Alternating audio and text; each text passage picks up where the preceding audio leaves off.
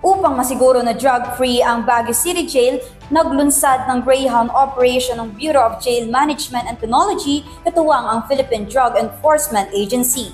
Iyan ang balitang tinutukan ni John Paul Muyano. Negatibo sa iligal na droga at kontrabando ang Baguio City Jail Male Dormitory sa isinagawang Greyhound Operation nitong Huwebes. Sinuyod ng mga kawani ng Bureau of Jail Management and Penology at Philippine Drug Enforcement Agency Cordillera kasama ang kanilang K9 unit ang pasilidad. Ito ay alinsunod sa requirements ng PDEA na quarterly Greyhound Operation upang maideklara na drug-free at drug-clear ang isang jail facility.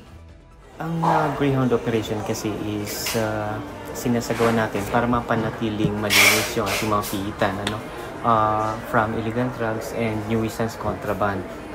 Yun. So, para din, ito rin yung batayan ng PDEA para ideklara yung city jail na drug-free, drug-cleared.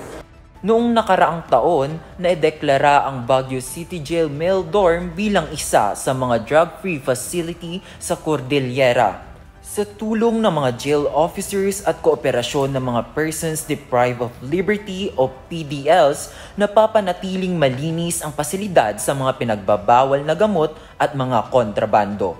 In behalf of Baguio City Jail Male Dorm, we would also like to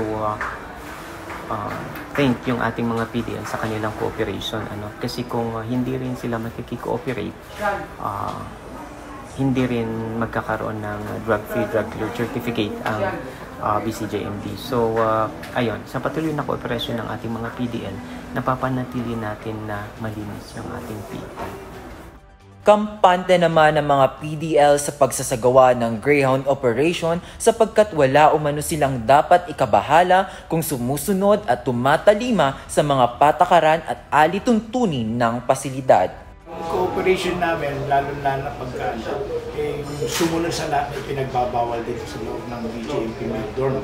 Kasi kung hindi ka susunod dito, parang binabaliwala mo rin yung pamilya mo. Kasi ibig sabihin na wala ka sinusunod kahit nung nasa labas ka. Dito kasi marami pinagbabawal. Bawal sa kaloryo, bawal ang alak, bawal ang drugs, bawal makipag-away, bawal makipagsakitan.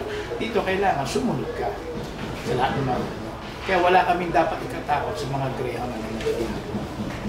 Kasi wala naman kami tinatago at wala rin naman kami ginagawa. Nagbigay naman ng mensahe si Michael sa mga kapwa nitong PDLs.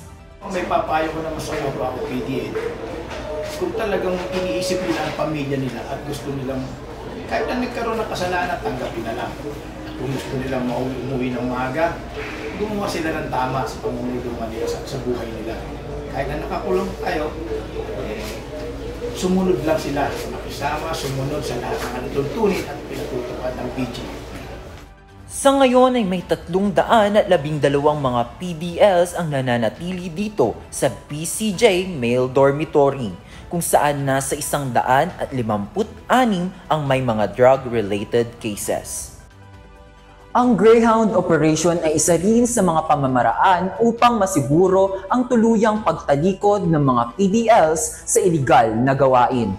Paalala ng mga otoridad, ang droga ay walang magandang itudulot sa ating buhay. Ikukulong lamang nito ang mga oras at panahon na dapat ay kapiling natin ang mga mahal sa buhay. John Paul Almonte Muyano para sa PIA News Cordillera.